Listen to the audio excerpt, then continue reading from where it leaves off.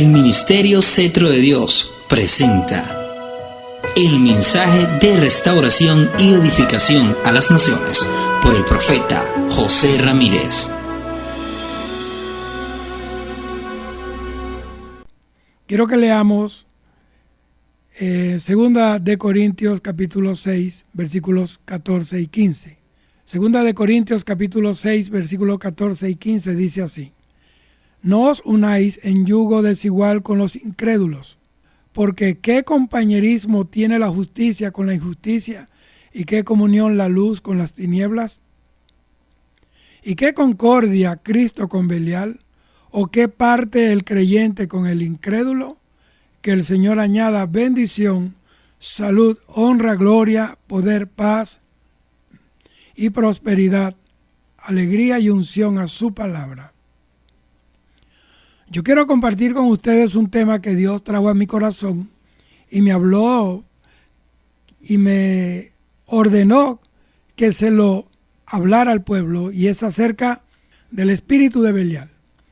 Y mi propósito con esta enseñanza es traer unos principios a través de la palabra, unos principios que nos revele qué es lo que Dios está haciendo en medio del caos que se está viviendo en el mundo en el día de hoy.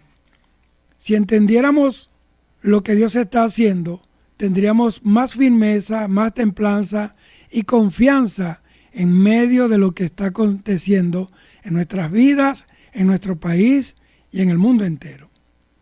Yo quiero demostrar a través de la palabra de Dios una tipología y un paralelo de las Escrituras de qué es lo que está haciendo Dios en medio de todo este monumental lío que tenemos en las naciones. A veces vemos las naciones como están y decimos: Dios, ¿dónde estás? ¿Qué estás haciendo? Y yo quiero revelar a Dios en medio de todos los problemas para que fijemos nuestros ojos en Él y no en el problema. Dios promete, amados, sustentar a los que confían en Él.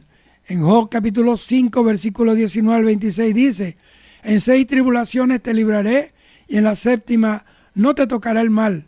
En el hambre te salvaré de la muerte, y del poder de la espada en la guerra. Del azote de la lengua serás encubierto. No temerás la destrucción cuando viniere, de la destrucción y del hambre te reirás, y no temerás de las fieras del campo, pues aún con las fieras del campo tendrás tu pacto. Y las fieras del campo estarán en paz contigo. Sabrás que hay paz en tu tienda, visitarás tu morada y nada te faltará. Asimismo echarás de ver que tu descendencia es mucha, y tu prole como la hierba de la tierra. Vendrás en la vejez a la sepultura, como la gavilla de trigo que se recoge a su tiempo. También dice en Isaías capítulo 23, versículo 18: Pero sus negocios y ganancias serán consagrados a Jehová, no se guardarán ni se atesorarán, porque sus ganancias serán para los que estuvieran delante de Jehová, para que coman hasta saciarse y vistan espléndidamente. Primera de Samuel, oiga bien, Primera de Samuel, capítulo 2, versículo 12 al 17, dice: Los hijos de Elí eran hombres impíos. La palabra impío aquí es la palabra Belial. Y dice: y no tenían conocimiento de Jehová. ¡Qué barbaridad! Y eran sacerdotes en Israel. Versículo 13 dice: y era costumbre de los sacerdotes con el pueblo que cuando alguno ofrecía sacrificio, venía el criado del sacerdote mientras se cocía la carne, trayendo en su mano un garfio. Era una especie de tenedor gigante de 3 dientes, y lo metía en el perol, en la olla, en el caldero o en la marmita, y todo lo que sacara el garfio, el sacerdote lo tomaba para sí. De esta manera hacían con todo israelita que venía a Silo. Note que esto era lo que hacían los sacerdotes, no era la ley de Dios, era costumbre de los sacerdotes. Asimismo, antes que quemaran la grosura, venía el criado del sacerdote y decía al que sacrificaba: da carne que asar para el sacerdote, porque no tomará de ti carne cocida sino cruda. Este era el principio que había que seguir. Y si el hombre le respondía: quemen la grosura primero y después toma tanto como quieras, él respondía: no. O sea, en otras palabras, no me da la gana, no lo voy a hacer así. ¿Cuántos saben que las costumbres de los hombres invalidan la palabra de Dios? Mateo 15:6 dice que las tradiciones de los ancianos quebrantan la palabra de Dios. Recuerde que Cristo cumplió la ley, pero no la tradición de los ancianos. La tradición de los ancianos eran leyes escritas por los escribas para interpretar la ley de Dios, pero seguían siendo leyes de hombre. Dios no dio tantas leyes a Israel, fue el hombre el que desglosó 600 y tantas leyes para interpretar las leyes, la ley de Dios, la ley que el Señor les dio. Cristo las rompió a todas, ¿sabe? Yo quiero repetir esto: Cristo rompió todas esas leyes menos las leyes de Dios. Y decía: no, sino dámela ahora mismo, de otra manera yo la tomaré por la fuerza. Era pues muy grande delante de Jehová el pecado de los jóvenes, porque los hombres menospreciaban las ofrendas de Jehová. Dice que eran hijos de Eli, era el sumo sacerdote, pero eran hombres impíos, eran sacerdotes en aquel tiempo. Quiero traer una tipología. Recuerde que estoy hablando de la escritura en ese tiempo, pero la vamos a ver en el Nuevo Testamento y la vamos a ver aquí ahora, para que usted la pueda aplicar a su vida en este momento. Belial significa corrupción, y esta palabra tiene dos palabras en su raíz. La primera palabra es beli, que significa deteriorar o destruir. Significa desgastar o consumir, hacer fallar por medio de corrupción. Y la segunda raíz es la palabra yaal, y significa ascender, valioso, provechoso o bueno en gran manera.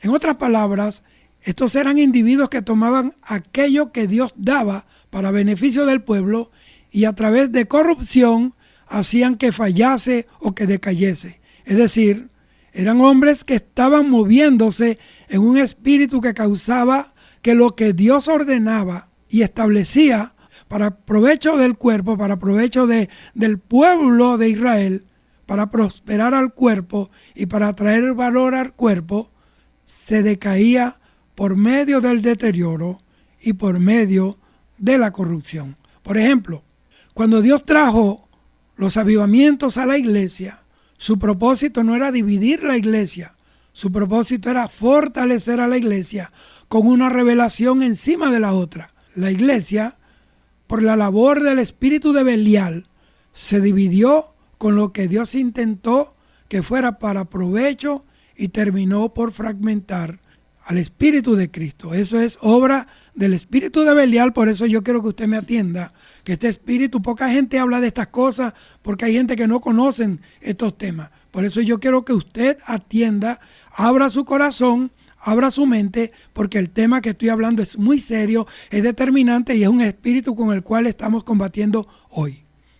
Note que con lo mismo que nos da Dios para prosperar, el hombre se las ingenia corruptamente para hacerlo fallar. Por ejemplo, la prosperidad de la iglesia a veces falla porque hay hombres, hay líderes tras un espíritu de Belial que toman para sí en lugar de tomar para Dios.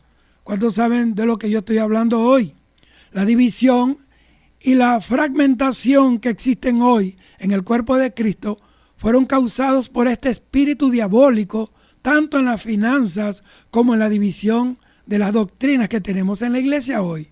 Dios fue quien trajo la revelación. El hombre, en cambio, la tomó y con cada una de esas revelaciones hizo un rancho aparte, tales como movimientos de la fe, movimiento de la sanidad, movimiento de la prosperidad, movimiento profético y así sucesivamente, movimiento tras movimiento, movimiento, movimiento y movimiento. A la final, Belial, espíritu de Belial. Cada vez que Dios hablaba, El cuerpo se dividía porque cada cual quería sacarle provecho a lo que creían era una revelación personal. Pero ¿cuántos saben que Dios está tratando con la integridad de la iglesia hoy? No sé hasta qué punto la televisión internacional nos haya podido mostrar lo que está ocurriendo en la iglesia de Dios global y cómo hombres que no se están comportando como deben están cayendo uno detrás del otro. Estamos invadidos de malos testimonios a nivel mundial, dentro de la iglesia. Este espíritu de Belial es el que produce lo siguiente: produce competencia por mejores posiciones, personas buscando posicionarse en el cuerpo de Cristo, llamados equivocados. Muchos quieren ocupar ciertos cargos porque eso les garantiza ciertos derechos que producen llamados equivocados. Vaya ubicándose.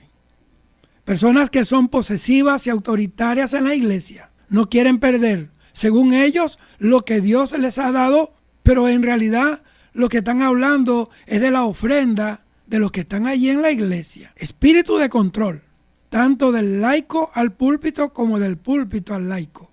Predilecciones y tratos especiales. Si tienes algo que ofrecer, siéntate allí. Si no, siéntate allá. ¿Cuántos lo han visto? Programas para entretener al creyente. Y eso se llama el espíritu de Belial. Solo queremos entretener al pueblo, entretener a los creyentes, y hacemos lo que sea para que vengan a la iglesia y se sienten en la butaca de la congregación. Todas estas son manifestaciones de ese espíritu inmundo, ese espíritu satánico de Belial. Pero de algo sí estoy seguro, amados hermanos que me están oyendo en esta hora, y es que Dios está contestando el clamor del pueblo, el remanente fiel de Dios, y está levantando una generación que no se doblega a este espíritu satánico, y esa es la generación de los Samueles.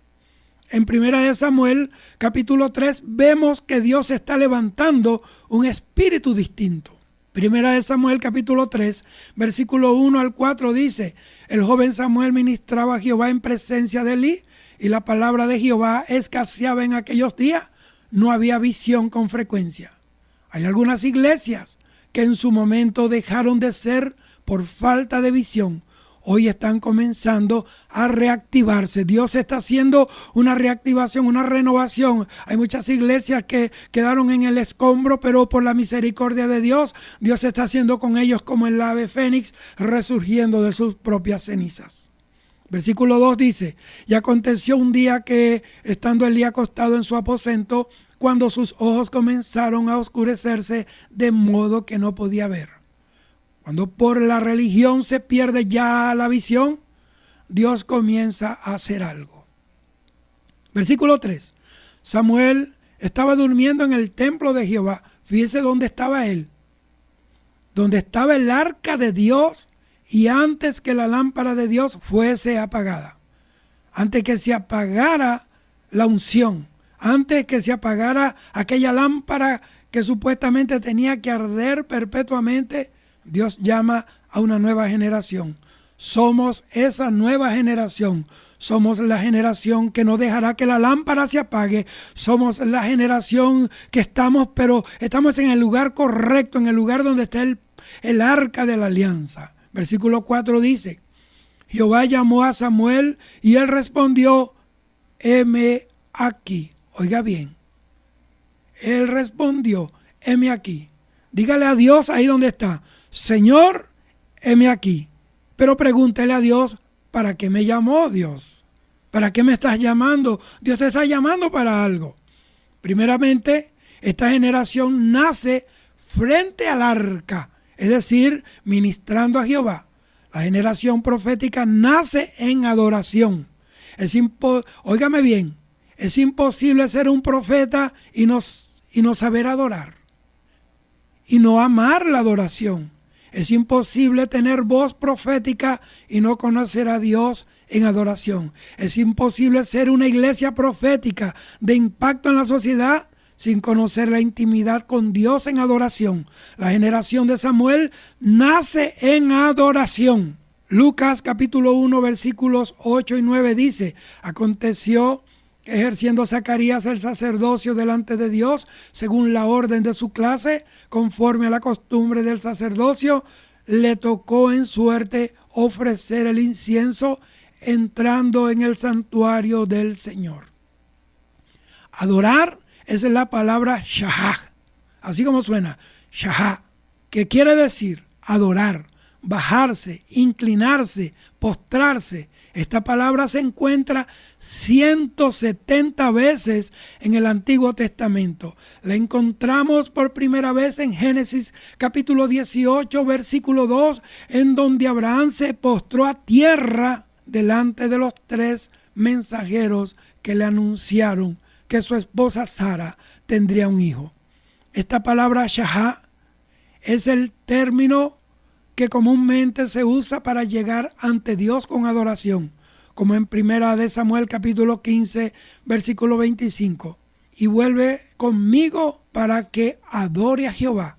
Y Jeremías 7:2 dice, ponte a la puerta de la casa de Jehová y proclama allí esta palabra y di, oíd palabra de Jehová toda Judá, los que entráis por estas puertas para adorar a Jehová.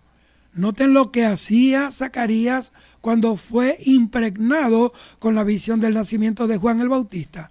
Note que el movimiento profético nace en adoración. Note que él estaba haciendo lo que tenía que hacer. Esto quiere decir que usted tiene que estar haciendo lo que le corresponda hacer. Muchos quieren saber cómo empezar su ministerio. Entonces yo le voy a decir, empiece a ministrar en la iglesia. Dios no le ha llamado a ministrar afuera. Empiece por su Jerusalén, luego vendrá su Judea y después su Samaria, y entonces estarás listo para ir hasta lo último de la tierra. Tenemos esta idea, que el ministerio tiene que ser un púlpito diferente al de la iglesia, un departamento diferente a la iglesia.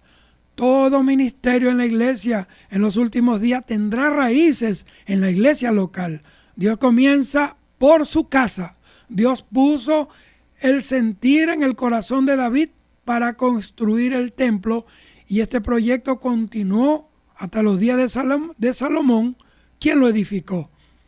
Dios puso la carga en el corazón de Nehemías, de Esdras, de Josué, el sumo sacerdote, de Zorobabel, el gobernador, para restaurar los muros de la ciudad y del templo. Dios está interesado en su iglesia y va a actuar para corregirla, para limpiarla, para purificarla, para santificarla y restaurarla a una gloria mayor.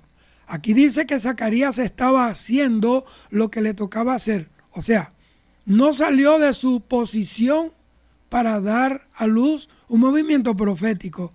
Haciendo lo que tenía que hacer, Dios los promovió. Los adoradores dan a luz movimientos proféticos poderosos para impactar a las naciones y hacer temblar el infierno y hacer que las puertas del Hades se sacudan y sean removidas del lugar donde se adora y se profetiza con autoridad bajo el Espíritu Santo de Dios. Cuando vemos la condición del cuerpo de Cristo hoy y la generación actual, la fragmentación en el cuerpo de Cristo es evidente. ¿Cuántos saben que hay mucha división en la iglesia hoy? Hay también en este tiempo un cambio de guardia. Todo tipo de liderazgo en la iglesia es guardián de los propósitos del reino. ¿Cuántos pueden ver que en estas horas ha comenzado un cambio de guardia? Como el cambio de guardia en los sacerdotes, que eran 24 turnos. Todo aquel que rehúsa moverse está siendo quitado. El que no se mueva bajo la mano de Dios, Dios se lo va a quitar. El liderazgo viejo, y no estoy hablando de edad, tiene que entender que es hora de pasar el testigo a los relevos levantados. Esto no es una carrera de uno, es una carrera de todos. Es una carrera del cuerpo de Cristo, no es una carrera individual. Dios está levantando una generación de eunucos. ¿Cuántos saben lo que es un eunuco? Son aquellos que pueden tratar con una mujer sin violarla, porque han preferido ser eunucos, como dice Mateo capítulo 19, versículo 12. Y hay eunucos que asimismo se hicieron eunucos por causa del reino de los cielos. Dios está levantando a una generación que prepara a la novia sin tocarla, sin abusarla, sin manosearla, sin afrentarla. Los reyes de la tierra entregaban sus esposas a los eunucos porque ellos no las iban a deshonrar. Hay muchos ministros hoy abusando de la novia de Cristo, aprovechándose de la posición que tienen en el ministerio para deshonrarla, para manosearla, y la han arrastrado delante de los impíos de la tierra. Es la novia de Dios. ¡Qué osadía tocarla! ¿Quién se atreve a tocar la novia de Dios? La novia de Jehová en el Antiguo Testamento es Israel. Y la novia de Dios en el Nuevo Testamento es la iglesia de Cristo. ¿Quién se puede atrever a tocar a Israel o a la iglesia? El que toque a Israel y toque a la iglesia se lo lleva el diablo. Hay algunos que tras el espíritu de Belial manosean a la novia un poquito. Se aprovechan de ella, la van vistiendo y aprovechándose de ella al mismo tiempo. Pero Dios está levantando una generación que es íntegra, que va a saber preparar a la novia para Cristo sin tocarla, sin deshonrarla, y la va a entregar sin mancha y sin arruga y sin la huella digital de las manos corrompidas de los hombres. Entremos a la revelación ahora. Este paralelo nos va a dar fuerza.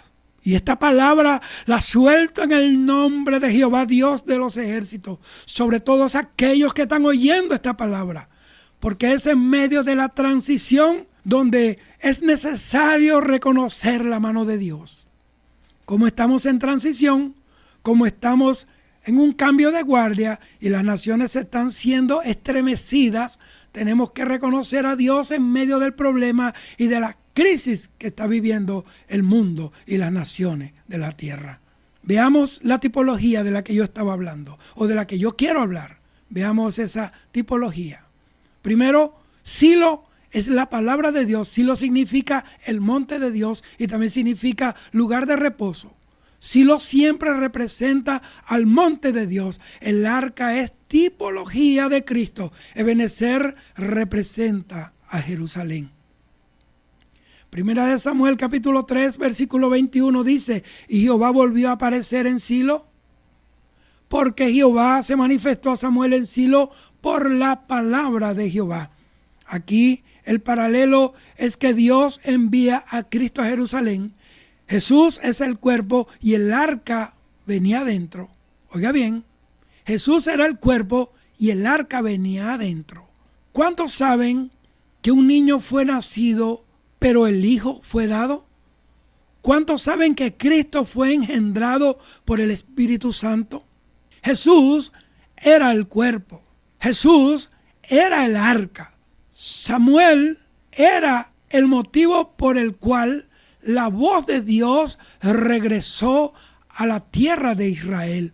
Tú y yo tenemos que ser esos elementos que hagan que la voz de Dios regrese a nuestro país.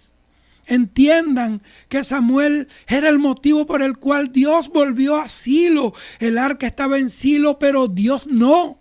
Dios no. Hay iglesias donde está el altar, pero Dios no. Donde se canta, pero no se adora a Dios. Porque dice que no había revelación abierta. Y donde hay Dios, hay revelación.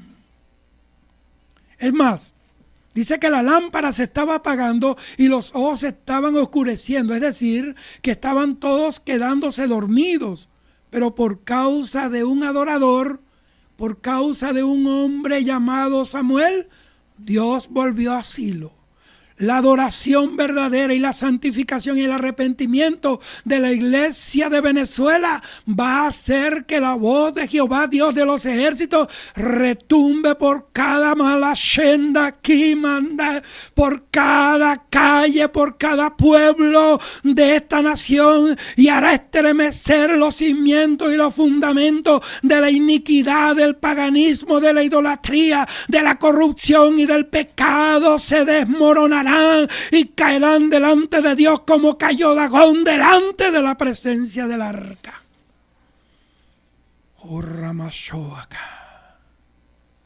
El cuerpo de una persona o cualquier cuerpo siempre es responsable de la gloria. Es imposible reflejar gloria sin un cuerpo. Por eso Cristo dijo: el que me ha visto a mí ha visto al Padre. Cristo era la gloria del Padre. Es necesario que entienda que para demostrar la exacta representación de otro, necesita un cuerpo para demostrarlo.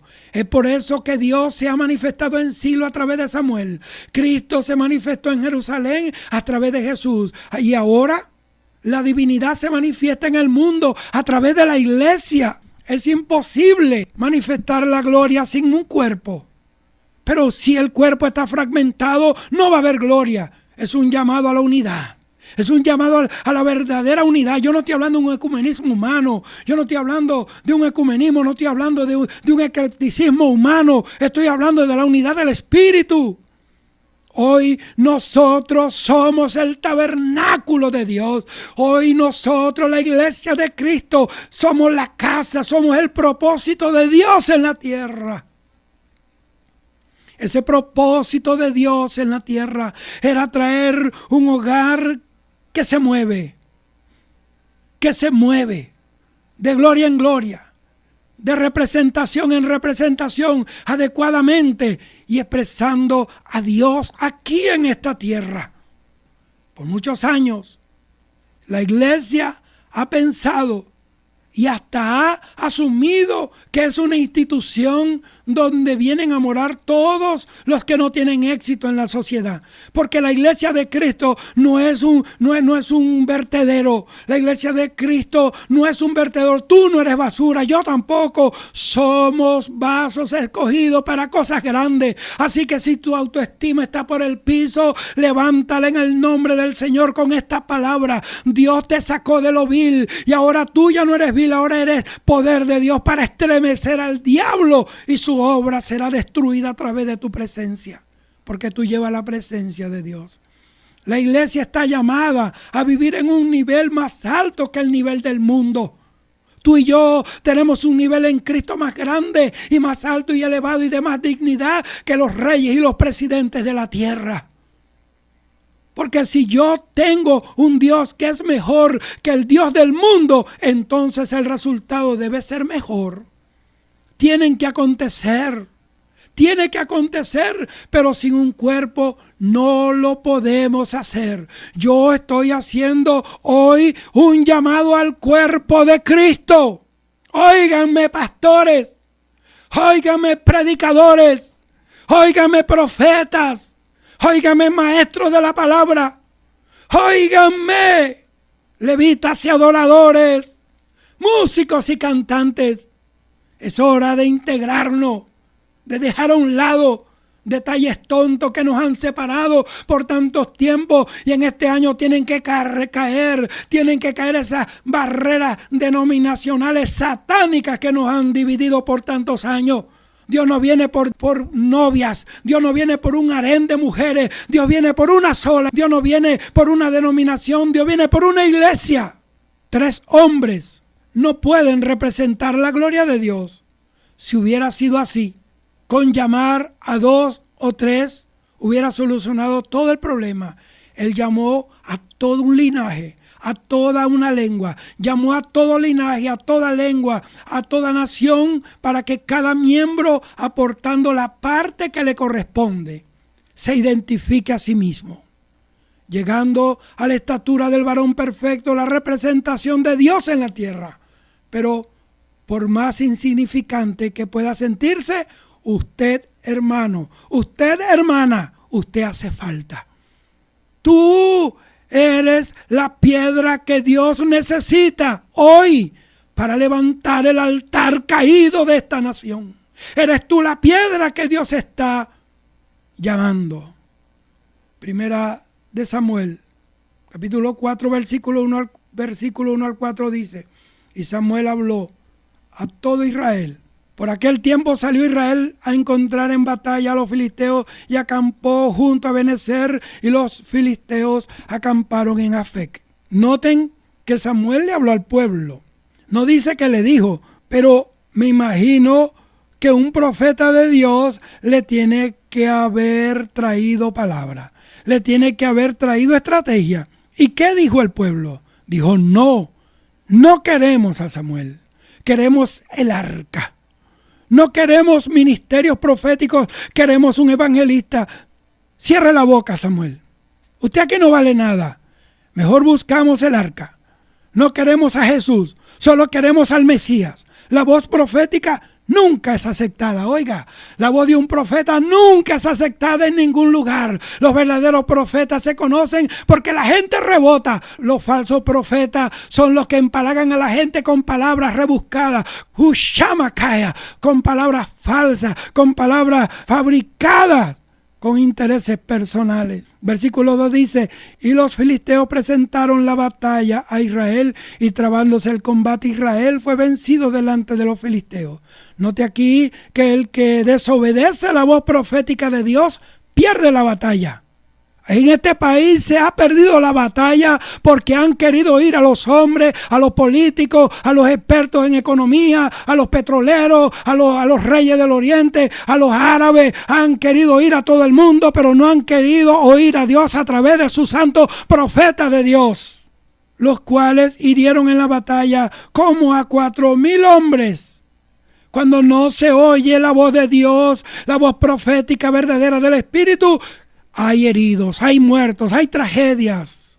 Versículo 3, cuando volvió el pueblo al campamento, los ancianos de Israel dijeron: ¿por qué nos ha herido hoy Jehová delante de los filisteos? Error número 1, le echaron la culpa a Dios. ¿Por qué me hirió Jehová? Dice: traigamos a nosotros de Silo el arca del pacto de Jehová. Error número 2, separaron la unción del vaso. Querían el arca, no querían a Samuel. Querían al Mesías, pero ni hablar de Jesús. Queremos victoria, pero no me hable de palabras fuertes. Queremos la victoria, pero no me hable de juicio, no me hable del infierno, no me hable de que Dios juzga a las naciones, no me hable de que Dios castiga a los pecadores, no me hable de que Dios castiga la corrupción, que Dios castiga la idolatría, el paganismo, que Dios juzgará a los que consultan a los muertos. No me hables de eso.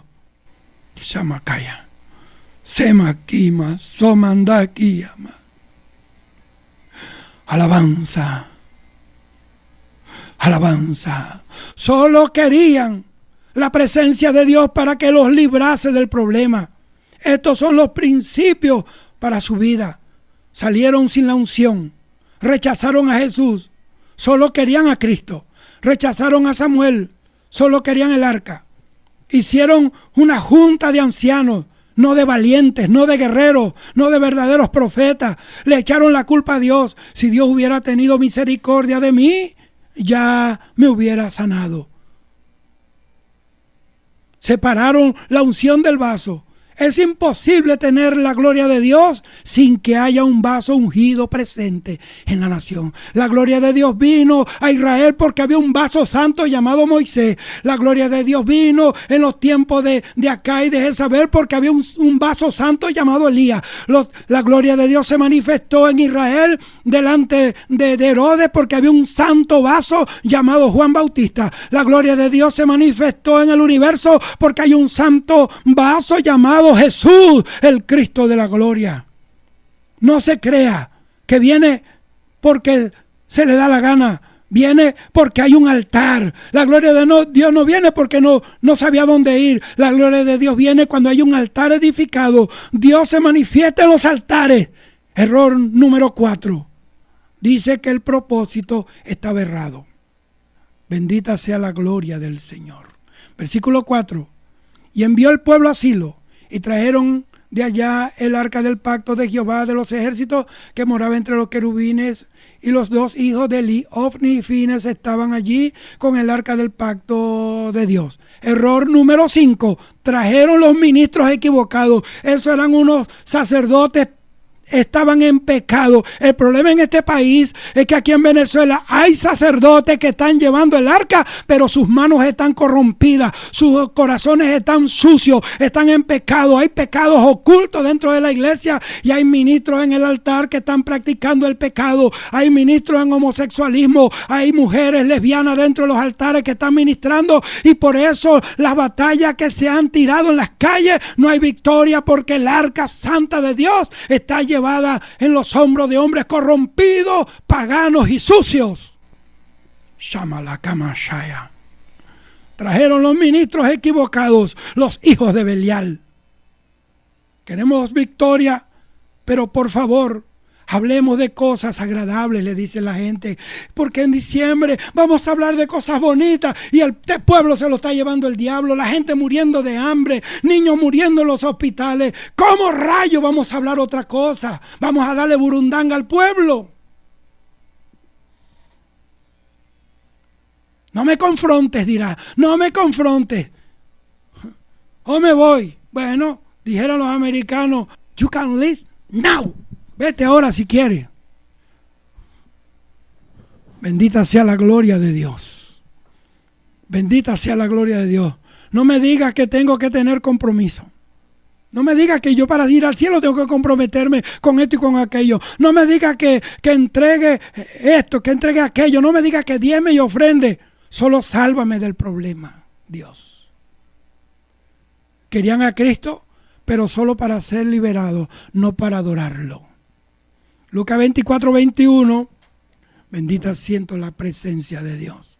Yo espero que tú sientas la presencia del Señor. Yo quiero que tú presientas la presencia maravillosa de Dios.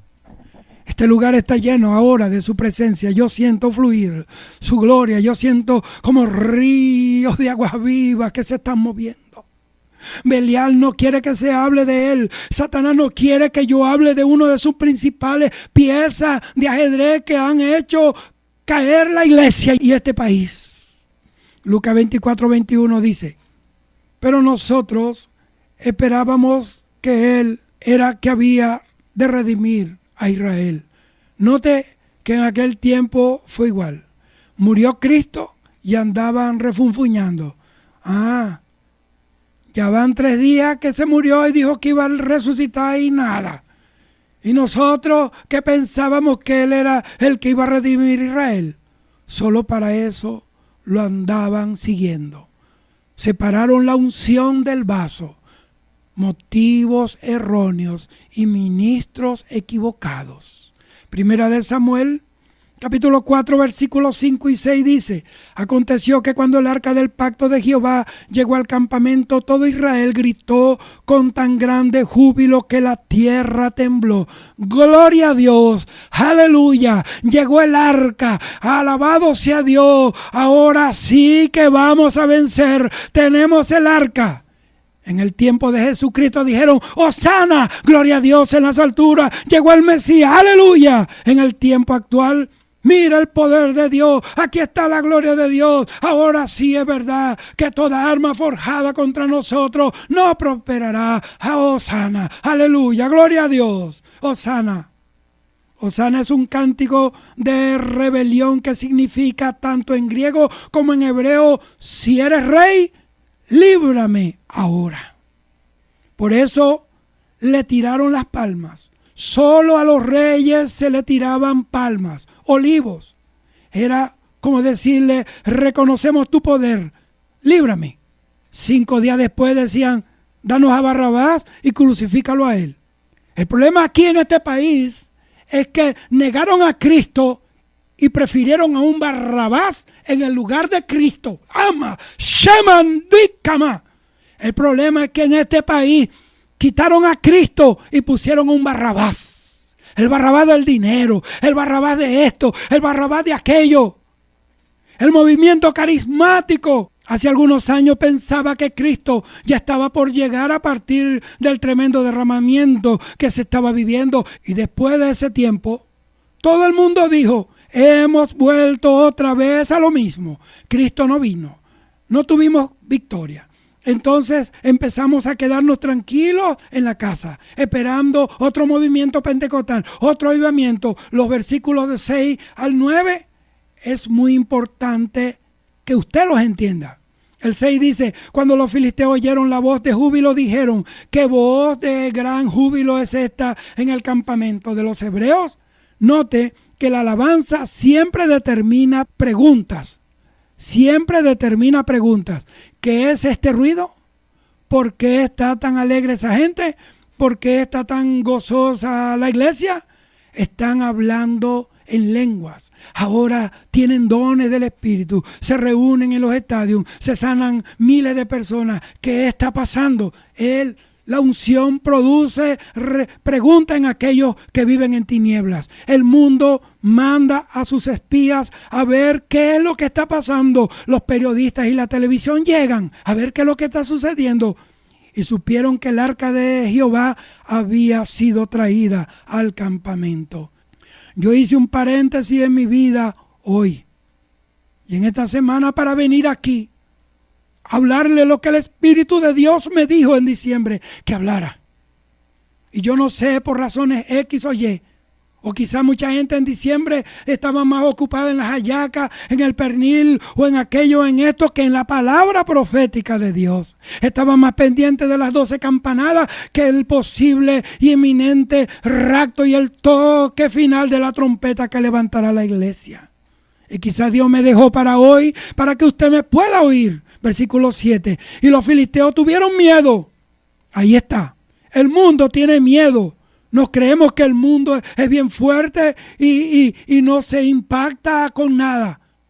El mundo tiene miedo. Óigame bien, el diablo tiene miedo, Satanás tiene miedo, los corruptos tienen miedo, los impíos tienen miedo, los babalaos tienen miedo, María Leonza tiene miedo, Huacaipuro tiene miedo, Shamala Kamansaya, Changó tiene miedo, el infierno tiene miedo porque somos la iglesia triunfante de Cristo.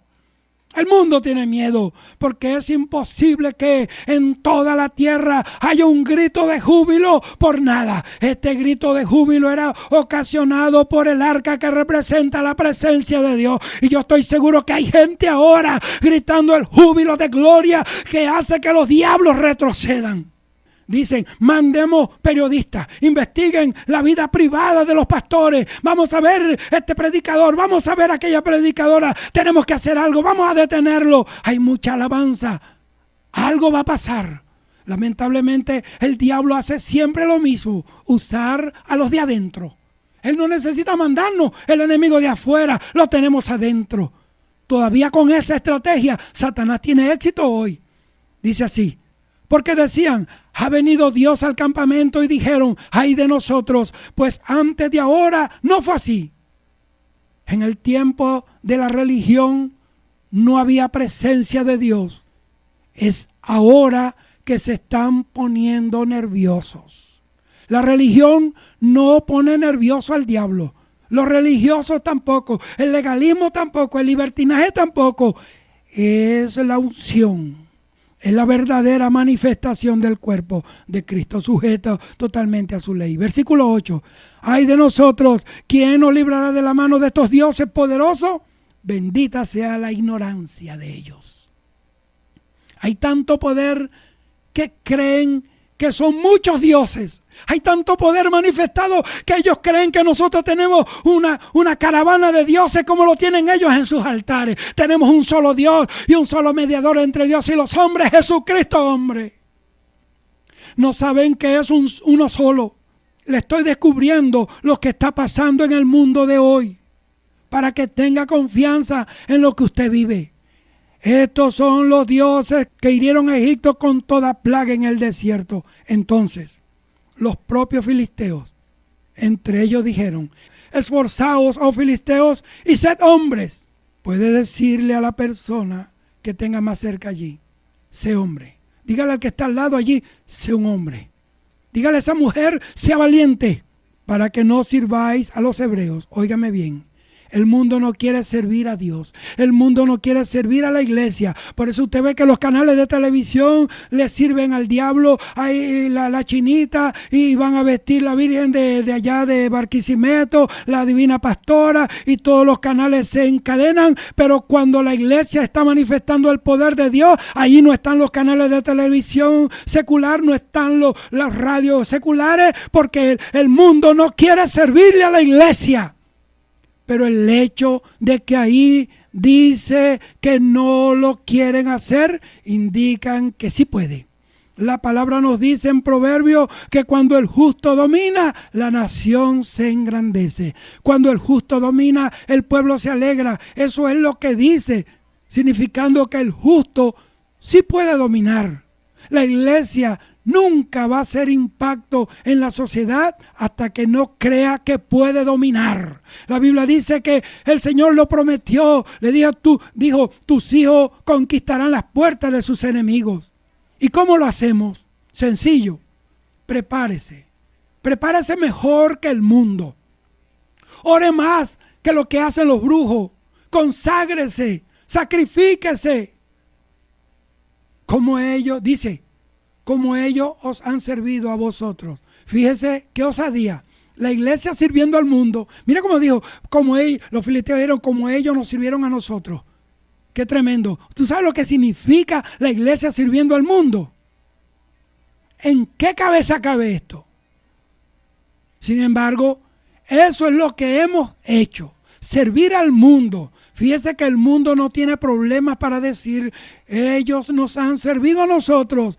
Ahora esfuércense, no vaya a ser que ahora seamos nosotros los que tengamos que servirle a ellos. Pero es que fui llamado a ser un siervo humilde, dirán. No se confunda.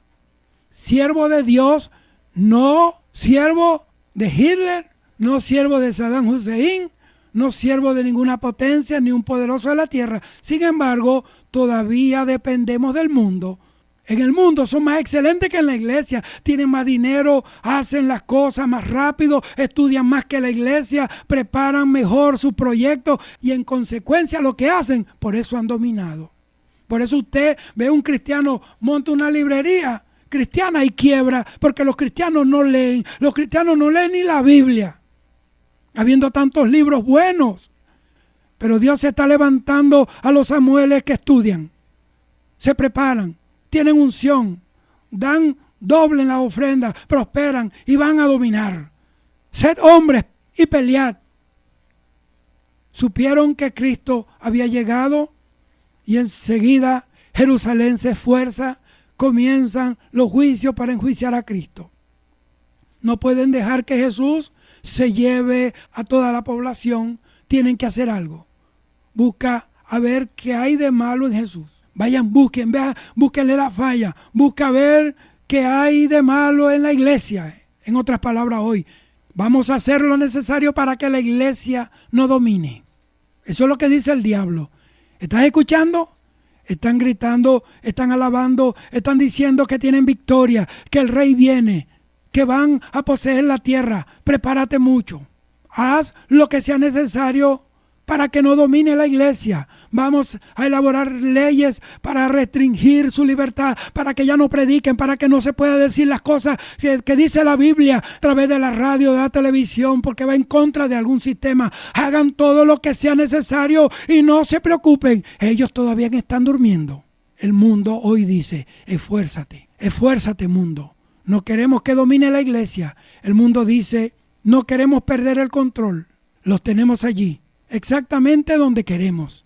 En los Estados Unidos, país aparentemente numen de las libertades, hay estados en donde la iglesia, para poder ser iglesia, se tiene que ir a un monte. Porque en la ciudad no pueden. Meten preso a la gente por predicarle a alguien porque alguien se sintió ofendido. Hasta ahí han llegado las leyes frente a los ojos del pueblo, que se tiene que ir al monte. ¿Cómo va a ganar a la ciudad desde un monte la iglesia?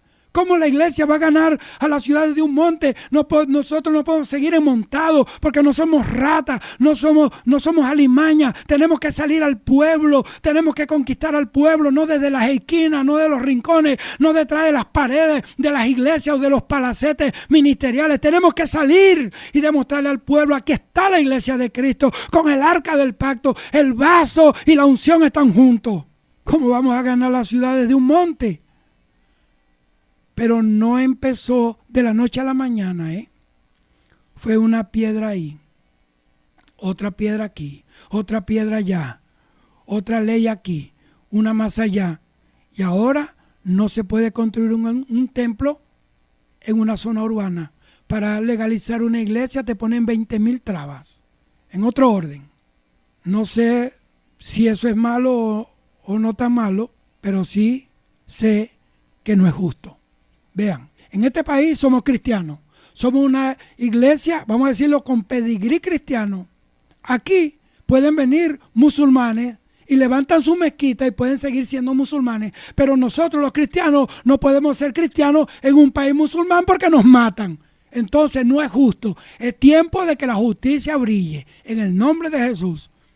Yo quiero orar para que ese espíritu diabólico de Belial se vaya. Padre, en el nombre de Jesús, yo hablé lo que tú me dijiste que hablara. Padre, guárdame. Y guarda a todos los hombres y mujeres que dicen la verdad. Guarda a la iglesia que predica tu palabra en la sana doctrina, que no tiene compromiso con hombres, sistema, dinero, con los espíritus de la tierra o los espíritus de donde sea, que están comprometidos solamente contigo, Señor. Padre, reprendo al diablo, reprendo todo espíritu de división, espíritu diabólico de miedo, de temor, espíritu de baja estima, espíritu de mentira, de estupor, de sueño, espíritu de letargo. Sal de Venezuela, sal de mi tierra, sal de mis hermanos, sal de esta nación, sal de la iglesia, en el nombre de Jesús. Satanás, sal de este país. Venezuela le pertenece a Cristo. Venezuela tiene nombre y apellido. Jesús de Nazaret es el dueño y el Señor de esta nación. Padre, liberta los hogares, liberta las mentes, Señor, en el nombre de Jesús. Y ato y ligo todo espíritu de venganza contra mi vida, contra mis bienes, contra mi familia,